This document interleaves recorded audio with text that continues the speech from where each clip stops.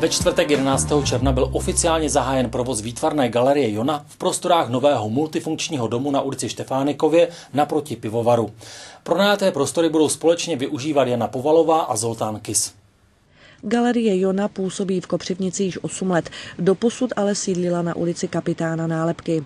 Odpoledne za účasti několika hostů proběhlo slavnostní otevření na nové kopřivnické adrese a vernisáž první stálé expozice Jany Povalové, která se již 6 let specializuje na enkaustiku. Kromě její tvorby z vosku a enkaustického pera jsou v galerii k vidění i k prodeji olejmalby Zoltána Kyse a akvarely Karla Rosenkrantze.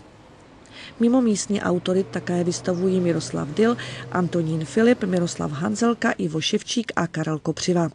Záměrem galerie nejen obrazy vystavovat, ale také pořádat vernisáže jiných autorů než domácích. Prostor dostane také tvorba studentů, práce výtvarné a fotografické. V nových prostorách budou probíhat i kurzy malby olejem, začátečníků i pokročilých s lektorem Zoltánem Kysem. Taneční středisko Relax opět připravilo karneval, kde hraje prim žhavé slunce i hudba, aby se diváci mohli alespoň na chvíli cítit jako v brazilském Riu. V pátek 12. června viděli návštěvníci v 70-minutovém bloku 16 tanečních vystoupení. Diváci viděli všechny věkové skupiny tanečnic od 5letých až po dospělé. Většinu vystoupení předvedlo pořádající středisko Relax, které představilo tance ve stylu orient, flamenco a tap dance.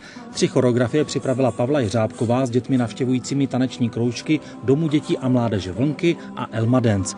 Mezi dětmi byla také na pódiu vidět Karolínka, která trpí onemocněním postupného úbytku svalové síly, díky kterému se nemůže samostatně pohybovat. Sbírka vršků v roce 2013 a Rada města jí přispěla na speciální chodítko a Karolínka se nyní pravidelně zapojuje do mnoha akcí. Místní skupina Tara odtančila 7 choreografií. Její tanečníci nabídli sola, duety i skupiny oceněné na mistrovstvích republiky a mezinárodních soutěžích v roce 2015. Karneval jako v Riu se konal v Kopřivnici již podruhé. Minulý rok byl zrušen pro nepřízeň počasí, za to v letošním roce nechybělo i důležité žhavé slunce. Akce byla pořádána v rámci projektu Tancem proti drogám a byla zdarma otevřena všem milovníkům pohybového umění.